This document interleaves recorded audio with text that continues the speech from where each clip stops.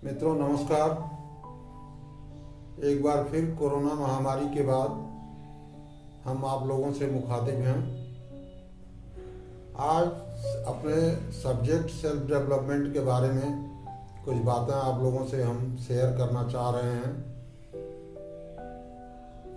पहली बात हम ये बताना चाह रहे हैं कि हम लोग इस ब्रह्मांड के जैसे तमाम सारे पिंड हैं इस ब्रह्मांड में, पृथ्वी है, सूर्य है, चंद्रमा है, उसी तरह से हम भी एक पिंड की तरह से काम करते हैं। यानी इस ब्रह्मांड के हम भी एक अंग हैं और ब्रह्मांड के अंदर, पूरे यूनिवर्स के अंदर जो एक ऊर्जा है, जो एक गतिशीलता है, वह हमारे अंदर भी मौजूद है, क्योंकि हम भी इसी ब्रह्मांड के, इसी यूनिवर्स के एक पार्ट हैं, एक भाग हैं। सवाल ये उठता है कि ब्रह्मांड की सारी गतिविधियां जो हैं वो सुचारू रूप से चल रही हैं। पृथ्वी अपनी गति से दौड़ रही है, सूर्य का परिक्रमा कर रही है, सूर्य समय से निकल रहा है, सारी चीज़ें एज इट इज जैसे भी सेट हैं वैसे चल रही हैं। लेकिन हमारा जीवन यानी हमारा जो पिंड है, शरीर रूपी पिंड है, ये अच्छे से चल रहा है कि नहीं चल रहा है। एग्जैक्ट 100% जैसे बाकी सारे ब्रह्मांड के पिंड चल रहे हैं वैसे तो नहीं चल रहा है, जबकि एग्जैक्ट इसको भी वैसे ही चलना चाहिए। मित्रों, यह ब्रह्मांड हमारा एक बहुत ही वेल विशर है, जस्ट लाइक ए फादर। यह ब्रह्मांड चाहता है कि हम अच्छे से चलें, जीवन के हर क्षेत्र में अच्छी प्रगति करें, लेकिन ऐसा नहीं हो रहा है। अगर ऐसा नहीं हो रहा है तो कहीं न कहीं हमारे अंदर ही कुछ न कुछ कमियां हैं जिसे हमें दूर करना होगा। अब ब्रह्मांड से किस तरह से हम जुड़े हैं इसको समझने का प्रयास हम लोग करते हैं कि मान लीजिए कोई तालाब है या फिर समुद्र है। समुद्र के अंदर से अगर हम एक लोटा, एक बाल्टी पानी निकाल लें तो उस एक लोटा जल का जो क्वालिटी होगा वही क्वालिटी पूरे समुद्र के जल का होगा। यानी जब हम ब्रह्मांड के पार्ट हैं, हम भी उसी के भाग हैं, तो जो क्वालिटी, जो ऊर्जा ब्रह्मांड के अंदर है वही ऊर्जा हमारे अंदर भी है। और हम कैसे समाहित हैं उसके अंदर, इसको समझने का प्रयास किया जाए। रामकृष्ण परमहंस, स्वामी रामकृष्ण परमहंस का नाम आप लोगों ने सुना होगा। उन्होंने एक बार बताया कि जैसे समुद्र में अगर कोई नमक का पुतला हम डाल दें तो नमक का पुतला क्या होगा, समुद्र के अंदर घुल जाएगा और उसके बाद उस पुतले का कोई अस्तित्व नहीं रह जाएगा। यानी इतना अच्छी तरह से हम ब्रह्मांड से जुड़े हुए हैं और हम भी उसके एक पार्ट हैं। समस्या कहाँ आती है, कमी कहाँ आती है कि उस ब्रह्मांड की दैविक और भौतिक ऊर्जा का सदुपयोग हम नहीं कर पाते हैं।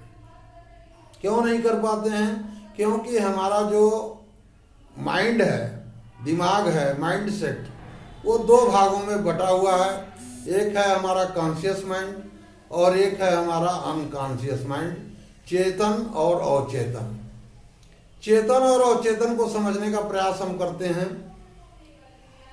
जब कोई गाड़ी चलाना हम सीखते हैं, गाड़ी ड्राइविंग करना सीखते हैं, जब ध्यान दीजिएगा, जब सीखना शुरू करते हैं तो चेतन मस्तिष्क से सीखते हैं कि कब क्लच दबाना है, कब ब्रेक दबाना है, कब गियर बदलना है। लेकिन जब पूरी तरह से सीख करके पारंगत हो जाते हैं हम, तो हमारा काम कैसे चलता है, तब चेतन मस्तिष्क सिर्फ गाड़ी पर बैठा रहता है और सारा ड्राइविंग का क्रियाकलाप जो है वो अचेतन मस्तिष्क चलाता है। अपने आप ब्रेक दब जाते हैं, अपने आप क्लच चलता है। तो अचेतन मस्तिष्क का हमारे जीवन को डेवलप करने के लिए चेतन मस्तिष्क का रोल कम है। अचेतन मस्तिष्क जो सबकॉन्शियस माइंड है उसका रोल बहुत ज़्यादा है। और इसी सबकॉन्शियस माइंड से हम इस ब्रह्मांड की ऊर्जा से जुड़ सकते हैं। और अगर ब्रह्मांड की ऊर्जा से जुड़ गए तो जैसे ब्रह्मांड की सारी गतिविधियां ठीक ठाक चल रही हैं, 100% एक्यूरेसी के साथ चल रही हैं, उसी तरह से हम अपने जीवन को भी 100% एक्यूरेसी के साथ चला सकते हैं। अब सवाल ये है कि ये जो हमारा अवचेतन मस्तिष्क है, ये ब्रह्मांड की ऊर्जा को, ब्रह्मांड के सिग्नल्स को कैसे रिसीव करेगा और क्यों रिसीव नहीं कर रहा है, ये तमाम सारे विषय हैं। आज के वीडियो में हम सिर्फ इतना बताएंगे कि क्यों नहीं ब्रह्मांड की ऊर्जा से हम लाभ उठा पा रहे हैं, या फिर हमारा जो सबकॉन्शियस माइंड है वो क्यों जो है वो ब्रह्मांड से जुड़ नहीं पा रहा है। मित्रों, हमारे जीवन में, हमारे दिमाग में तमाम सारी कुंठाएं बचपन से लेकर के आज तक एक दिमाग के अंदर ग्रंथि बना लेती हैं, और वो ग्रंथि जैसे तमाम सारी एंग्जाइटी है, दुख है हमारे अंदर, ट्रामाज हैं बचपन के और जवानी के दिनों के, या फिर जहाँ भी हम खड़े हैं, जिस भी स्टेज या जिस भी स्टेट अवस्था में हम हैं, तो वहाँ पर वो सारी दुख, सारी समस्याओं की जो ग्रंथियाँ हैं हमारे दिमाग के अंदर, वो हमें रोकती है, या you can say just like a poison, एक जहर की तरह से हमारे अंदर ये सारी चीज़ें भरी हुई हैं, और उनकी वजह से हम ब्रह्मांड की चेतना से हम संपर्क नहीं कर पाते हैं, उसकी ऊर्जा का लाभ हम नहीं उठा पाते हैं। जैसे बचपन में हमको सिखा दिया गया, किसी ने कह दिया भाई तू स्कूल में गए, कह दिया भाई ये बहुत बुद्धू लड़का है, दिमाग के अंदर 10 पूरे क्लास के अंदर खड़ा कर दिया गया, बात बच्चे के दिमाग में वो बात बैठी हुई है। हर आदमी के जिंदगी में कुछ इस तरह के ट्रामाज हैं, कुछ दिक्कतें हैं, और सबसे ज़्यादा पॉइजन मित्रों तो हम खुद इकट्ठा करके अपने शरीर के अंदर बैठे रहते हैं। देखिए, जब तक हम ब्रह्मांड जैसे हमारा वेल विशर है, वैसे ही इस ब्रह्मांड के जो भी लोग हैं या फिर जो सोसाइटी में हम रहते हैं वो लोग हैं, उनके हम जब तक वेल विशर नहीं बनेंगे, या अपने अंदर कोई बदला की भावना लेकर के बैठे, वो भी एक ग्रंथि बनाएगा। और ये सारी ग्रंथियां जो हैं वो मिल करके सिर्फ इतना ही नहीं करती हैं कि हमारे जीवन को आगे बढ़ने से रोकती हैं हर क्षेत्र में, वही ग्रंथियां जो हैं हमारे जीवन में तमाम तरह की बीमारी, तमाम तरह के अवसाद पैदा करती हैं। आपको जान करके बड़ा आश्चर्य होगा कि जितनी भी बीमारियां हैं वो सारी की सारी 3% सिर्फ जेनेटिक हैं, जो हमें जीन से मिली हुई हैं, लेकिन सारी बीमारियां जो हैं 97% अपने शरीर के अंदर अपने अवचेतन मस्तिष्क से और अपने विचारों के द्वारा हम खुद ब खुद पैदा करते हैं और उसको भुगतते हैं। क्यों? क्योंकि हमारा माइंड सेट नहीं हो पाता है, प्रोग्रामिंग नहीं हो पाती है।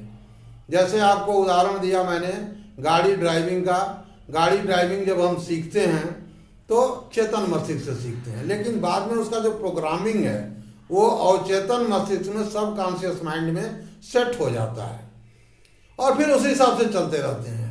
तो जो विचार, जो चीज़ें आप अपने अवचेतन मस्तिष्क में रख के प्रोग्रामिंग में डालेंगे, वही चीज़ें आपके जीवन में सामने से दिखेंगी। अब अवचेतन मस्तिष्क में हमें क्या सेट करना है, क्या प्रोग्राम करना है, ये अगर हम खुद डिसाइड कर लें तो हम अपने जीवन को अपने तरीके से चला सकते हैं। इसके लिए करना क्या पड़ेगा हमें? पहला काम तो ये करना पड़ेगा कि ये शरीर रूपी पिंड में जितने भी तरह के पॉइजन हमने इकट्ठा कर रखा है, दुख इकट्ठा कर रखा है, ट्रामाज इकट्ठा कर रखा है, बदले की भावना इकट्ठा कर रखा है, जलन, द्वेष, जेलसी, ईर्ष्या जो इकट्ठा कर रखा है, उन सारे पॉइजन्स को, जहर को बाहर निकालना पड़ेगा। ताकि हमारे शरीर के अंदर एक ग्रहणशीलता विकसित हो, हम ग्रहण कर सकें, रिसिप्ट कर सकें इस ब्रह्मांड की ऊर्जा के संदेशों को, जो कुछ हमें मिल रहा है, तभी हम उसको रिसीव कर पाएंगे। आज के वीडियो में मित्रों सिर्फ हम इतना ही बताएंगे, कैसे हम उस पॉइजन से, उस जहर से अपने को गेट रिड ऑफ करें, अपने को बाहर निकालें, अपने शरीर से उस पॉइजन को कैसे बाहर निकाला जाए। ये बातें हम अगली वीडियो में आप लोगों से शेयर करेंगे। अगर वीडियो आप लोगों को अच्छी लगी हो तो इसको सब्सक्राइब करिए, शेयर करिए, और अच्छी लगी हो तो भी और अच्छी न लगी हो तो भी आप लोगों से हमारा रिक्वेस्ट है कि कमेंट जरूर करें, क्योंकि आपका कमेंट हमारे लिए बहुत बहुमूल्य होगा और हमारा मार्गदर्शन का काम करेगा वो। तो हम आपसे रिक्वेस्ट करेंगे कि आप लोग हमारे इस को जो है सब्सक्राइब करिए, शेयर करिए और कमेंट जरूर करिए।